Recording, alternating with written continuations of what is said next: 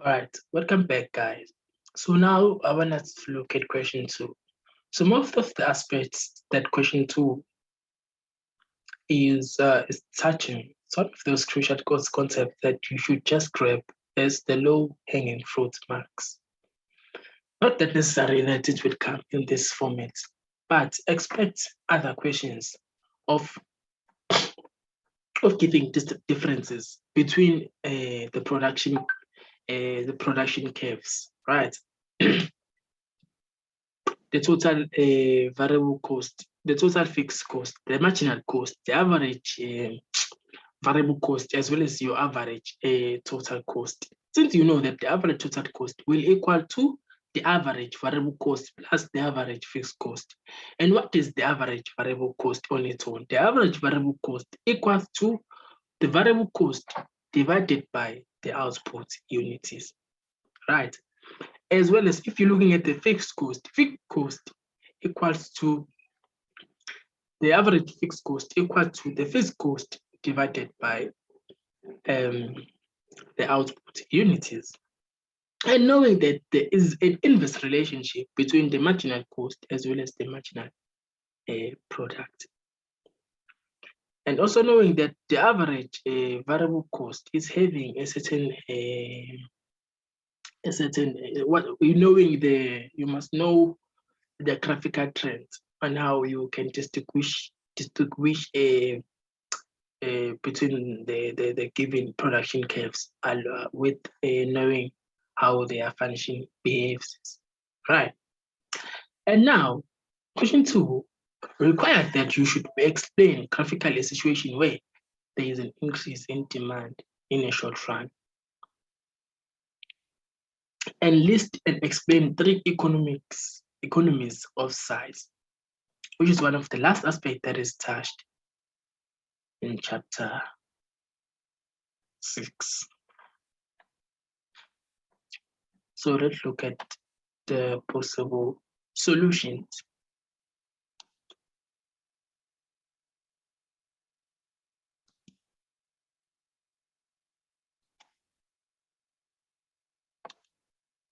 Okay.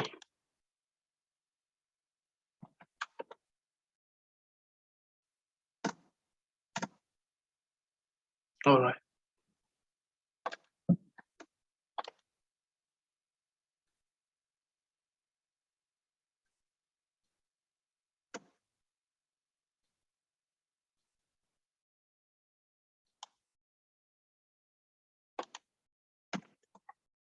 All right.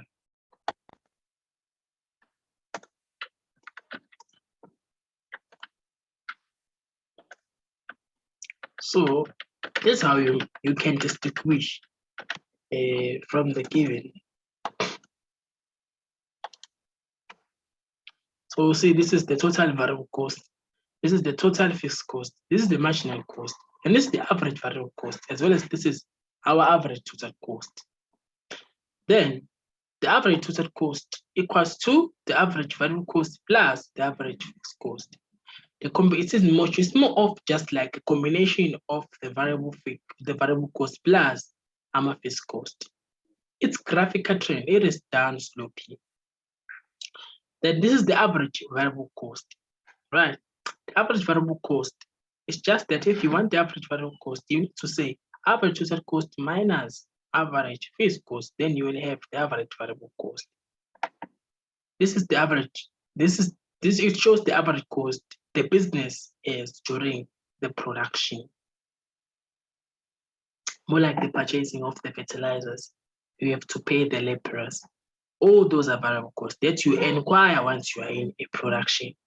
But if you're speaking about the fixed cost, they are the costs that you inquire without the production output. More of like you need to rent the land, you need to have an insurance where if your business is not going to be well functioning, or there be something that will harm your business. More like if you're about to start a business and then what happens, looting come, right?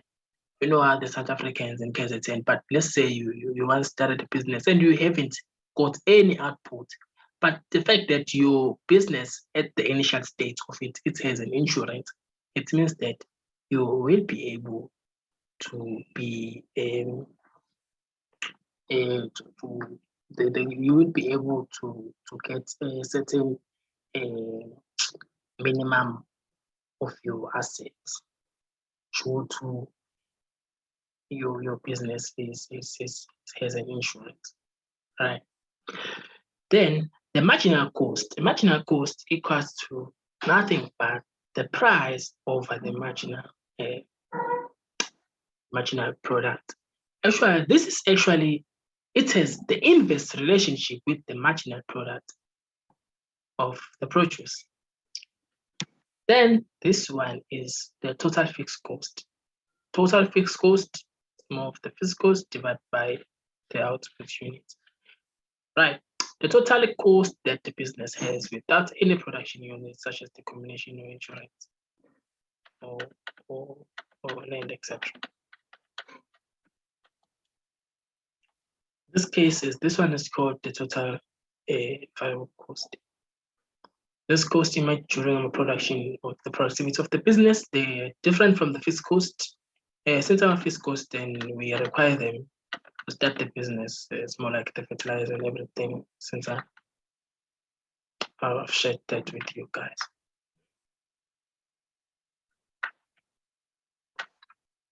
And you can also have your own example, but I've used SARS as an example, but you may have your own example.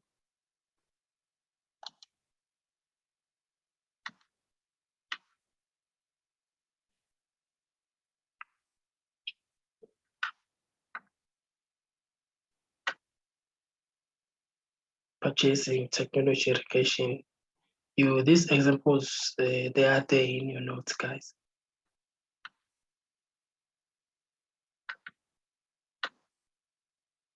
That is question 3. Then I've dealt with this and how to calculate, and others saw how we've done the calculations. The inputs, the total product, the average product, as well as the marginal product.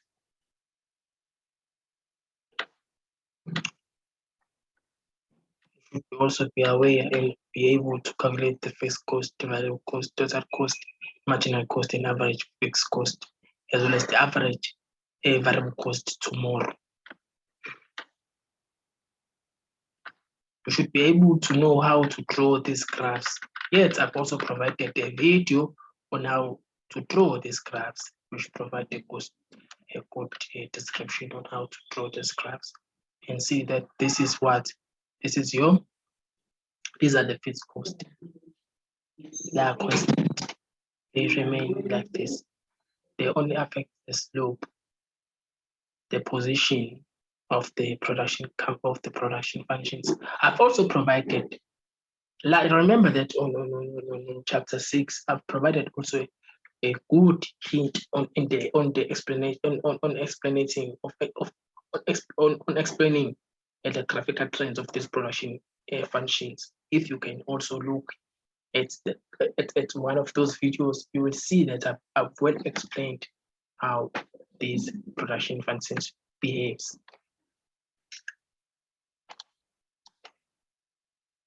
And I've also explained this case of the